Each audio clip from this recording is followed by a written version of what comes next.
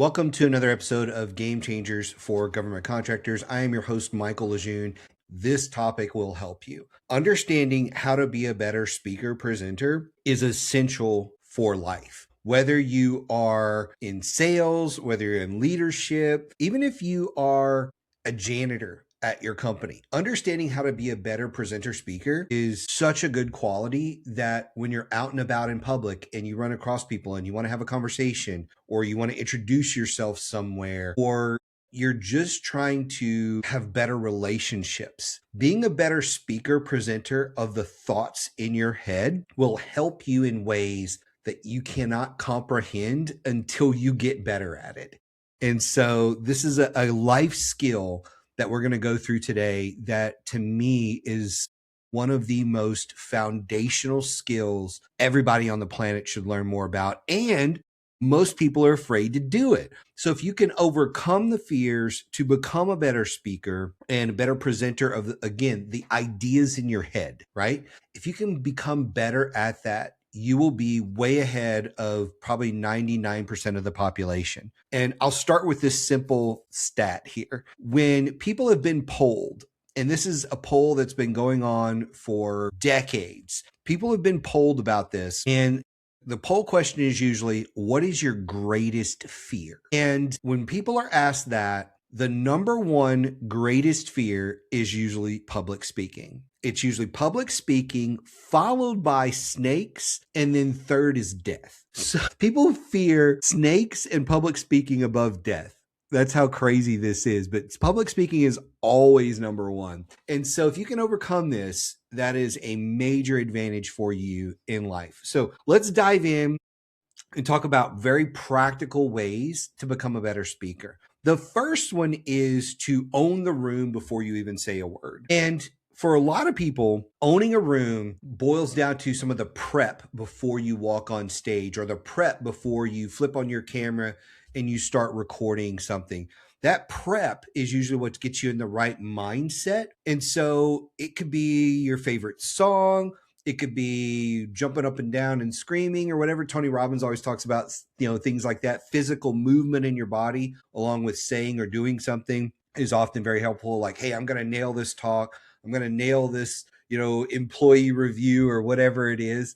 Whatever it is you have to do, you've got to get pumped up, right? And that helps you own the room before you say a word. But also, if you are walking out on stage, if you are on camera, being able to stand straight, have your eyes focused on the crowd, have your arms ready to do something, like actually getting them involved, which is counterintuitive for military folks. Because I know when you're going through basic training, they're like, don't talk with your hands, learn to talk without your hands.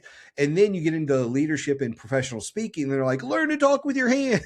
It's one of the most foundational components that you need to add, right? And so when you can learn to talk with your hands, relax your shoulders, look up at the people that are on the camera or in a room, scan the room, make some eye contact with a handful of people, and your body is already super relaxed, you immediately start with a little bit of authority in the room. So that's number one. You want to own the room before you say a word through your prep and your body language, and that will take you to a whole other level. The next one is you want to lead with a story. You don't want to come out and just start talking about, hey, my name is Michael LeJeune. I work with RSM Federal and blah, blah, blah, blah, blah, blah, blah, blah, blah. You don't want to start with all of that type of stuff. Now, if you're giving a presentation and it's a no fluff, hey, I've only got a certain amount of time, sometimes you got to cut the story short, but it doesn't mean you cut the story, right? We don't always cut the story. And so if you can lead with a story that transitions into your thing, whatever you're talking about, that's where you're going to make a really big impact. And that's what people are going to remember. People don't always remember the facts and the data. They remember the story. So like for me, people always remember that when I was growing up, I grew up in Louisiana in one of the most poor areas of the entire state, which is all really poor, but one of the poorest areas. And the only job options were work on the farm, work in one of the oil refineries, do construction, or the fourth and really popular option was to go on welfare. And I didn't really feel like any of those four met me, so I joined the Army. And after I did my time in the Army, I got out and became a government contractor. And that's really where I got my start in this business.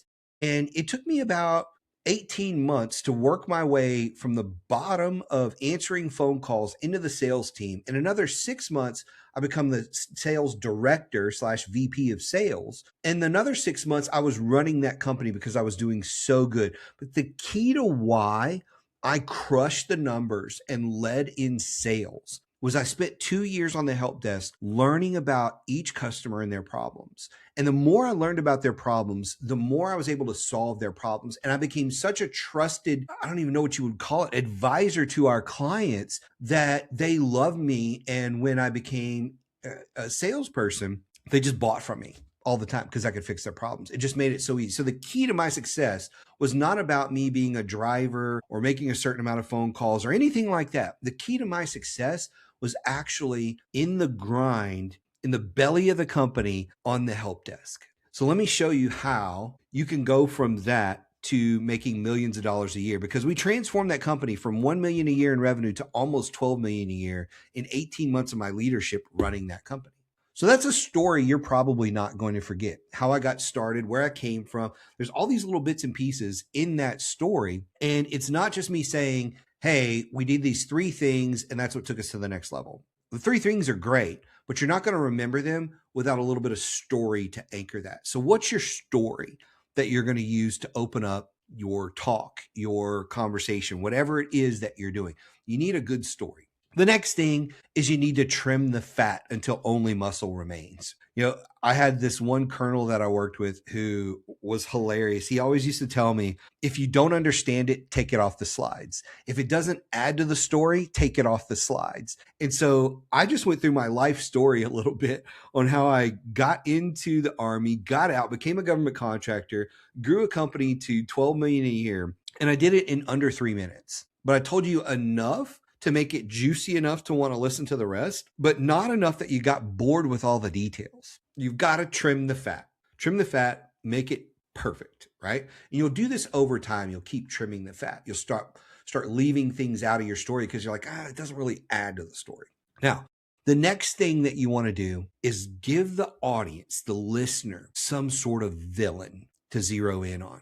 And that's not hard to do in the government contracting space, but you want to give them a villain, this dragon, this beast that they need to slay by listening to this talk. And it's often an internal demon of some sort where, they lack motivation or they lack something or there's a process that's broken or they lack confidence or whatever it may be. In the government contracting space, it could be something as simple as, they're trying to solve these problems. What are those problems they're trying to solve? And how do you make those into bigger villains, bigger things that if they don't slay, there's a cost associated with it. If they don't kill this thing, it's going to cost them big time moving forward. So we want to give them a villain. And when we all have a similar villain, we can actually band together to get that villain, slay that dragon, whatever it may be. And so that's where that camaraderie comes in, where they want to work with you to defeat the villain, right? So that's where we kind of want to go with that villain side of it.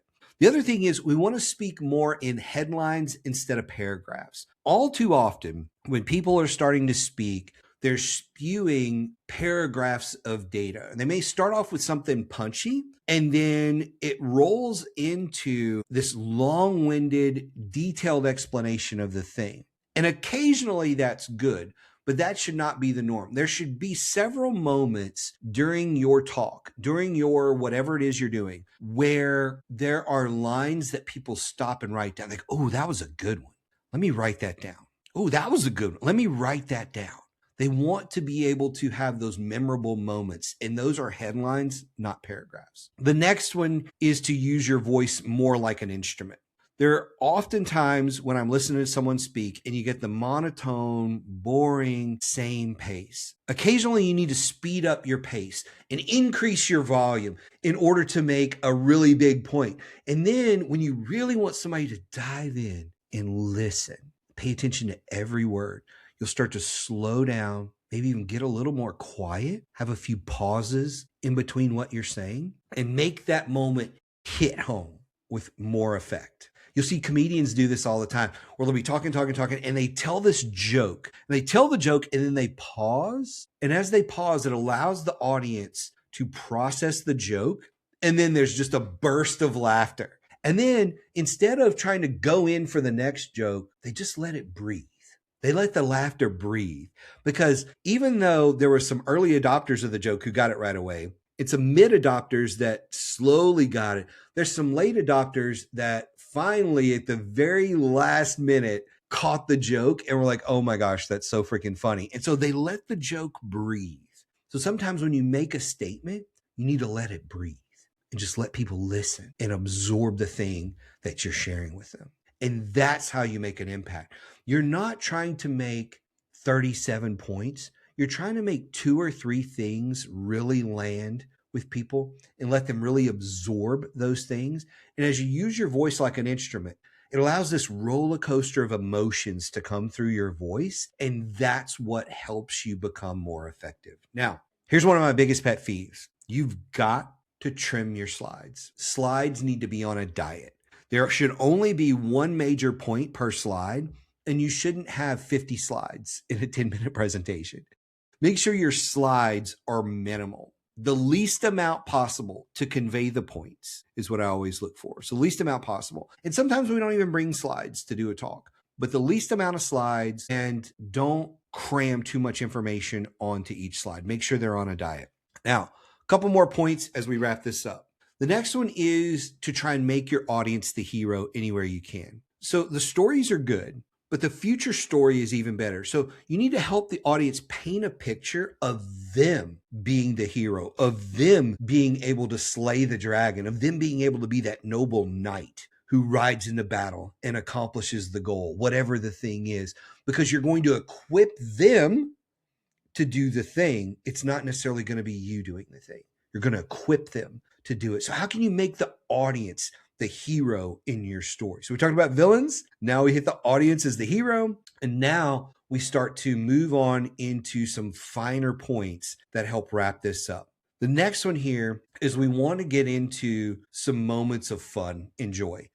I love to get into joking and laughing and cutting up and making fun of things that probably shouldn't be made fun of. So if you've got that skill, definitely sprinkle that in. The whole thing shouldn't be just a laugh fest unless you are doing stand-up comedy and that's what you want. But a well-timed joke goes a long way. It really does. It goes a long way. So if you can lighten the mood, especially on heavy topics, it's going to be really important and it's going to be really memorable. So sprinkle those in where you can. The next, I would anchor your talk on no more than 3 points. There's no more than 3 points where you want to focus on. And those are points that you want to not only be memorable, but you want them to be actionable. Of here's the 3 things that we're dealing with, because the brain loves threes. It loves threes. So everything we do, whether it's a book, a podcast, something else, we usually anchor it around the rule of 3. And that is how we write out our stuff. And so we want them to walk away with 3 main things that they will not forget. Couple of things to finalize this is we want to close with some sort of call to action and not just a fade out. Hey, here's my contact information if you need something. But what's the call to action? Sometimes a call to action is a follow-up call. Sometimes it's, hey, go look at my newsletter. Sometimes it is a sales thing that you're doing. But at the end of the day, it should be something. And that something could be as simple as, when you leave here today, I want you to ask yourself one question. What is the one new practice I'm going to put in place before I speak again? What's the one thing? What is that one thing that you're going to do differently? And that's your call to action. So you could have something just that simple, but you need something that when that audience member hears it, they go, I can do that. That's easy enough for me that I can do that. Now, the last point that I have for you is I want you to practice until you know it in your heart. This doesn't mean word for word saying the same things over and over and over again. If you're that kind of person, you're that kind of person. I don't tend to be. I tend to more align myself with, I'm just going to look at the bullets. I'm going to practice talking about the bullets. I'm going to remember my story so that I can tell my story and whatever my 3 points are. And I want to practice that over and over and over and over again Tony Robbins used to say, if the fridge comes on at the middle of the night, or if you open the door of the fridge in the middle of the night and the light comes on, give it a talk. Whatever it takes for you to get comfortable with your talks. See, I was not comfortable with my talks as a kid.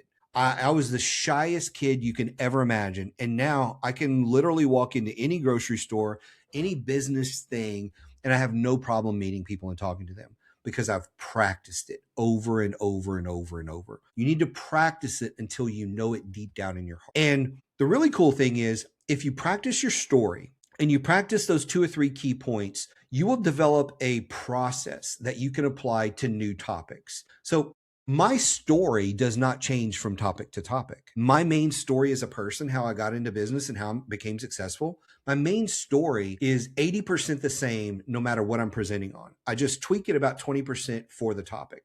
And then my bullets sometimes change per topic. It just depends. But I have this core foundation of things that I talk about that allow me to be structured going into a talk to know if I want to spin up a brand new topic I've never talked about, I only need to come up with about 40% of the content because 60% of the content's already done, maybe 50%, somewhere in that neighborhood.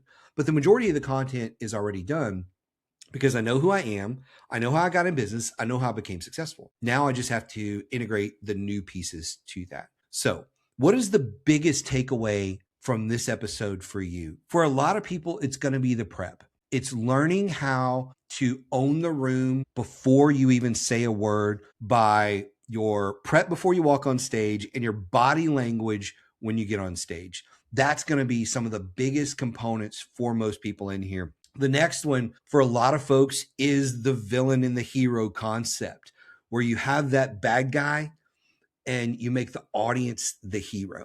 Right? Those are the big things that you can do. It creates that polarity that we love in storytelling. And then I would say one of the next ones that if I was to walk away from this, that you should really write down. See, I told you 3. I'm giving you 3. One of the biggest ones is to use your voice as an instrument. Don't just go in there with one tone, one speed. Use it as an instrument. And then go back and listen to this next, when you've adopted some of that. And then the next time, adopt something else. So that's my big call to action in here. Listen to this, adopt 1 or 2 things, and then go back and listen to this again after you've given a couple of talks and adopt another strategy. And then go back and do it again and again and again.